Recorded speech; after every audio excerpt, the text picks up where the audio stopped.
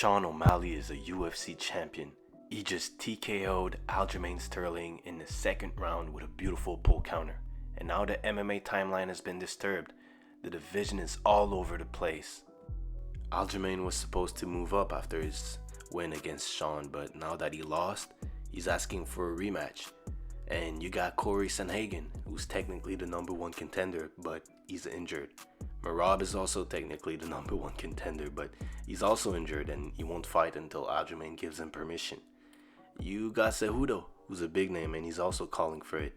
But what the UFC is most likely gonna do is a Sean O'Malley and Chito Vera rematch. He's beaten Sean before, and that's honestly the biggest fight they can make at bantamweight right now. They've been going back and forth. Chito competed on the same card and all of that, so this is pretty much confirmed. But what about O'Malley?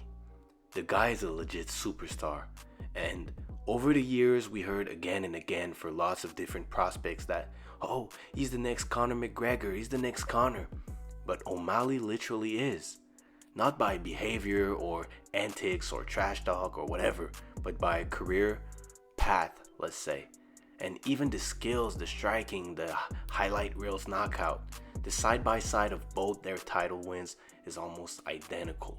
And now Sean O'Malley is already talking about going to boxing with the Gervonta Tank Davis.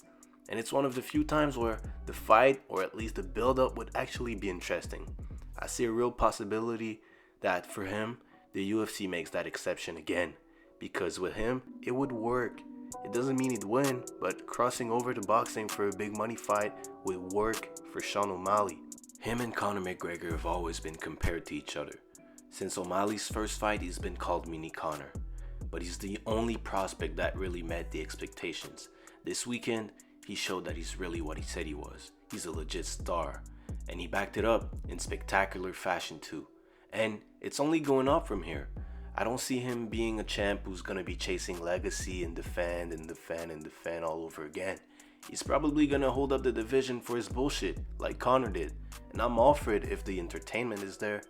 They might even compete on the same card in December. From what Sean just said on his podcast, they've been talking about it on Instagram. And of all the prospects, O'Malley is the only one that can reach that next level of fame. And the funny part is, I see an almost exact career path. He's gonna have a couple fights, rematch the guy that upset him the first time, like Conor rematched Diaz. Then he's probably gonna try and go to boxing like Conor did. And don't be surprised if Dana allows it. After his boxing fight, he might try and come back, but there's a Dagestani Sambo champion on the top of the division waiting for him. I'm not saying this is for sure what's gonna happen, but it's funny when you look at it. If everything goes according to the plan, we could end up with history repeating itself. And I can't even tell you why O'Malley is so big. He looks kind of goofy to me, but for no reason, I see the vision. Maybe it's because he's been force-fed to me so much by the UFC and for so long that now I'm just used to him being so influential and part of the organization.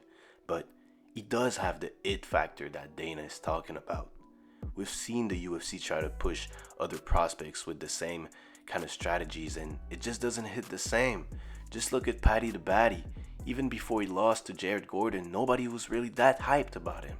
Or even Machado Gary, who himself claims to be Conor's successor. They just don't have it. The only fighter that I felt might reach that level was Khamzat Chimaev. But his inactivity and him missing weight and just calling out everyone but not fighting any has just killed his hype for me. Maybe it will come back though. I'm not sleeping on him. All of this just to say that Sean O'Malley has a real reach and real star power that I didn't know he had. And now he's champion. It's gonna go crazy. There ain't no stopping him.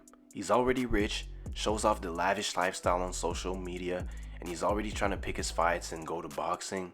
And for the first time since Conor McGregor, I believe it could actually work. But let me know what you guys think.